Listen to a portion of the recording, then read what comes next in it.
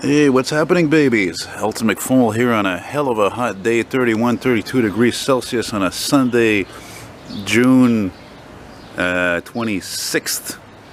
I'm here in my hood of Montreal, and look what I happen to stumble upon, a car that's a classic in its own right. And on top of that, rare as a special edition model. Look at this, man. Completely factory correct, right down to those monochromatic hubcaps. That's rare, man. This car is rare. And I guarantee you there's no miles on that car. See that? Special edition on that vinyl roof. Wow, that is a trip, man. This is one of these antique cars that thankfully some people had the foresight to keep it in that condition, you know, and preserve it and garage it and almost never drive it. Look at the condition of this thing. I saw one of these cars years ago in NDG, and I almost thought it was the same one. Except I think the one I saw was the opposite. I think it had a dark colored vinyl roof and the car was like a weird khaki or something, a stupid bike rack. You know, most of these things aren't even being used. Man, don't get me started. Hey, listen, look at this fucking shit. This is another video in itself. There was fire trucks responding before. I'm like, what the hell do I film? I don't know. Everything's happening at the same time. Look at that, man. That's a major hoarder right there. It probably died or got kicked out. That is awesome. Me walking along going up to the metro. I like this building getting redone there. Good day for cycling, not the best with this temperature, that's why I'm not doing it. And she is a 74? 70? She's a 75, she's as old as me. You know, it's funny how the AMC Matador, the front grille and headlights look similar but uglier. But you know, the 70s wasn't very kind to AMC, was it?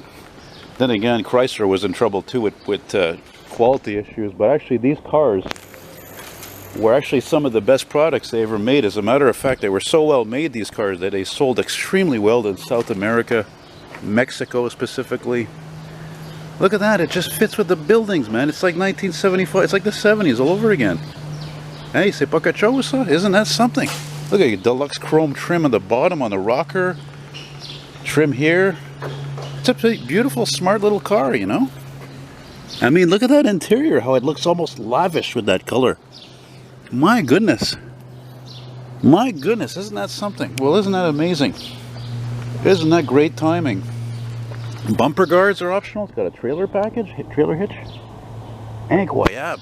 You know what, actually looking at it from the rear like that, and considering, like I said, it's a very deluxe model, it looks to me like a... it really looks a lot like a mini Plymouth Fury. But when I mean a mini Plymouth Fury, I mean like...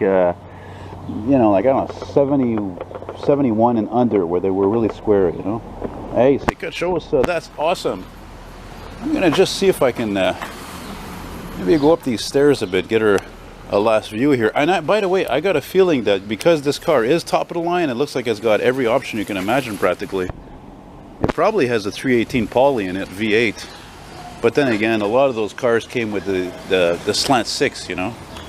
Pinstriping. Boy, there's no lack of distractions around here. I'll tell you right now, I'm glad I'm wrapping this up here. I was just listening to that song. Sledgehammer by Peter Gabriel, one of the best hits from '89. How do you like them apples, man? Maybe I should buy a lotto ticket. Anyway, that's it, guys. Thank you very much for watching. Very happy to find this car because, as I keep saying, there's just not as many classic cars parked in the streets anymore of the city, because we live in a city of degenerates and nut jobs and bad drivers and cyclists and people who are not careful, etc., etc., etc. So it's great to see this, but on the other hand, I hope whoever has it doesn't drive it regularly, because the more you drive a car, in the city specifically, the more you run the chance of having an incident. And then, you know, it's kind of a game. You know, this pinstriping here, this was added. I'm not sure that's original. I don't know. Anyway, thanks again for watching. Take care. As I meander more to the metro, and I gotta go buy some paint to work on my current painting. Oh yeah, one more thing. The concave rear window. I mean, is that like 68 and up or what, man? You know, the Belvedere had that, the Satellite, the Dart. It was just, you know, the Charger. Again, that's the golden motoring age. That car represents the golden motoring age. It doesn't even matter if it's not good on gas, or, you know, like, it's not the highest finish, and you know, no offense, but a lot of you younger people, you're always gaga go Google over fucking Nissan and Toyotas and BMW and Mercedes, and quite frankly, it's starting to get on my nerves because those cars, okay, let me tell you right now, all cars have problems, all right? And I'm going to let this gentleman go by here. And the fact of the matter is that nobody made cars like American cars at that time, especially in the 70s or 80s and under. Nobody could compete.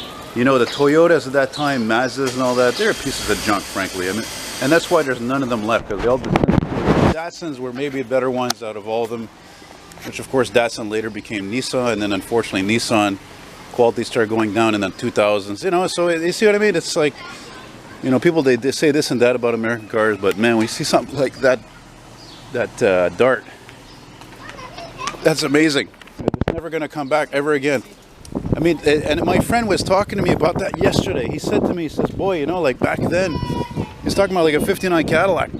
The amount of quality that in the parts, you know, the bang for your buck that you got at that time, because everything, you know, everything was so cheap. Everything was made of steel, or there was like almost nothing plastic, and or in the 70s plastics were coming in. You know what I mean? It's just everything is plastic now. The interiors alone are just so deceiving. It's not even funny. You know, everything is geared towards technology. Anyway, take it easy. Bye bye.